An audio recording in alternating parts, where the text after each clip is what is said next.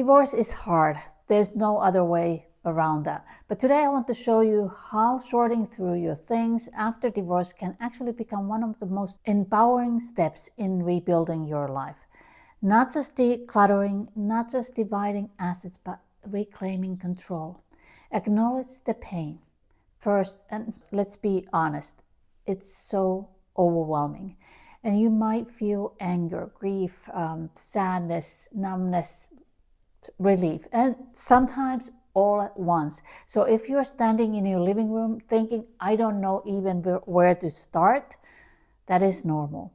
But what if we shifted the lens? What if this isn't about loss? This is not a Swedish death cleaning. This is a new life action plan.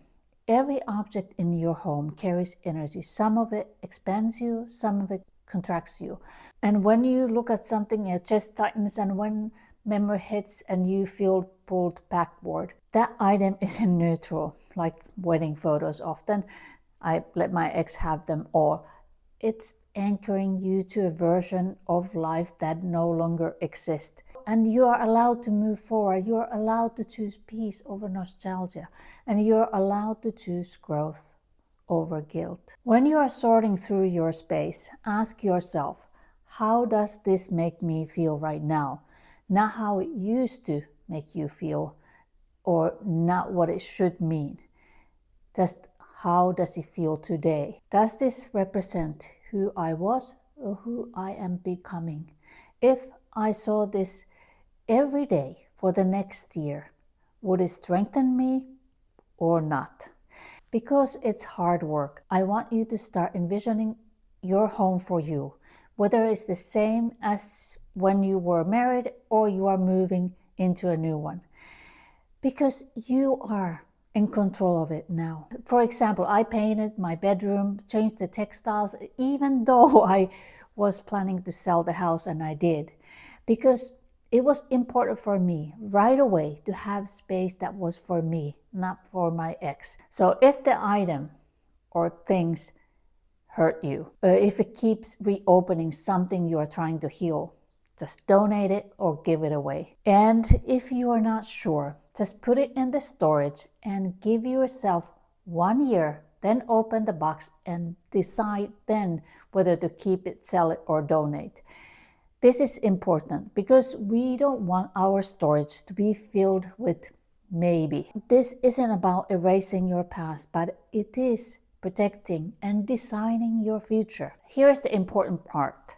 Letting go doesn't mean burning everything. Some of the things should bring you still joy, and maybe it's a piece of art you genuinely love, or maybe it's a chair that feels comfortable, and maybe it's something that you really need. You can keep it, but keep it consciously. Keep it because it enhances your life, not because you feel obligated, not because you are afraid to let it go. You are not required to curate your future around your past. When you start choosing what stays and what goes, something powerful happens. You are reclaiming authority. After divorce, it can feel like life is happening to you, but this process reminds you, you still choose. You choose your environment, you choose your energy, you choose what surrounds you, and you choose what moves forward with you. And every small decision builds confidence. Imagine walking into your space and feeling calm, light, clear, not sad or heavy or stuckness. What if home became a reflection of who you are becoming? It is not a museum of what once was. You are not deleting your history. You are creating room and space for new memories, maybe new love, new peace, new possibility. And you cannot invite something new into a space that is still emotionally occupied. Divorce is painful. There's no doubt of that. But this moment, this sorting, this choosing is an act of radical self-care. It says, my well-being matters, my peace matters, my future matters. And every item you release that no longer aligns with you, that's a quiet declaration that you are moving forward. You are not losing control, you are taking it back. Love and light. Bye.